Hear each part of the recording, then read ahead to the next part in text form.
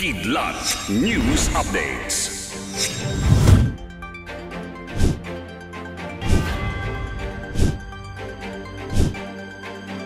Ako po si Cesar Soriano, kasama ang buong puwersa ng Kidlat News Channel para ihatid ang mga nangungunang balita sa buong kapuluan.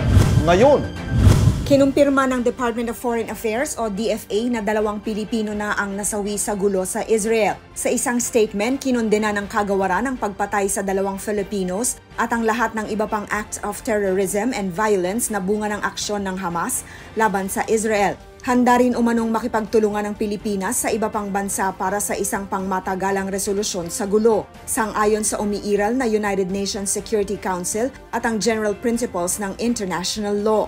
Nagpaabot na rin ang pakikiramay si Pangulong Ferdinand Marcos Jr. sa mga naulila ng 2 biktima, kasabay ng paninindigan nito na ang bansa ay tutol sa nagaganap na terorismo sa karahasan sa Israel. Patuloy naman ang pag-agapay ng gobyerno sa distressed Filipinos sa Israel at Palestine, lalo na ang 6 na pinaghahanap pa. Panawagan din ng Presidential Communications Office o PCO sa publiko na magbase lamang sa opisyal na pahayag ng gobyerno para maiwasan ang pagpapakalat ng unverified information.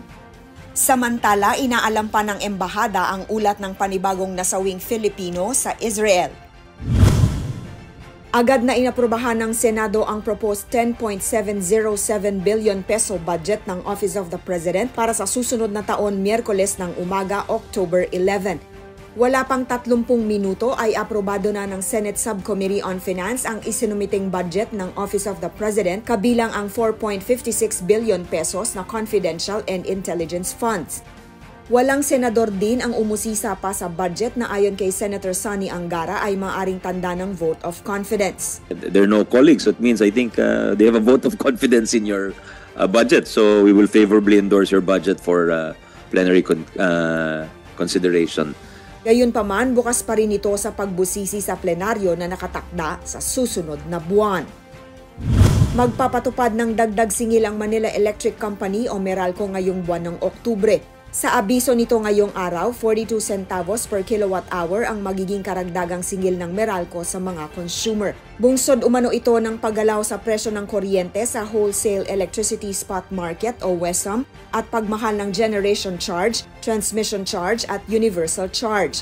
Para sa mga kumukonsumo ng average na 200 kilowatt per hour, dagdag na 84 pesos ang asahan sa monthly bill, 210 pesos naman ang dagdag para sa mga kumukonsumo ng 500 kilowatt hour.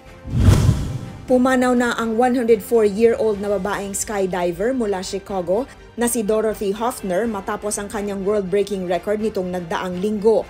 Matatandaang nito lamang October 1 ay tinangkang mag-skydive ni Hoffner kasama ang tandem jumper nitong si Dexter Baxter sa taas na 13,500 feet o 4,100 meters sa Skydive Chicago sa Ottawa. Matagumpay naman silang nakalapag na tumagal ng 7 minuto kung saan naungusan niya ang dating world record ng 103-year-old skydiver mula sa Sweden noong May 2022. Pagkaraan ng kanyang pagbaba, sinabi pa nitong balak niyang sumakay sa hot air balloon dahil hindi pa siya nakakasakay dito. Una nang nag-skydive si Hoffner sa edad na 100. Para sa Kidlat News Updates, ako si Rosalyn Sinchonko, nag-uulat. At inyo pong natungayan ang mga headlines sa nakalipas na mga oras. Manatiling nakatutok para sa mga susunod na updates at breaking news. Ako po si Cesar Soriano, kasama nyo sa bawat pagputok ng balita.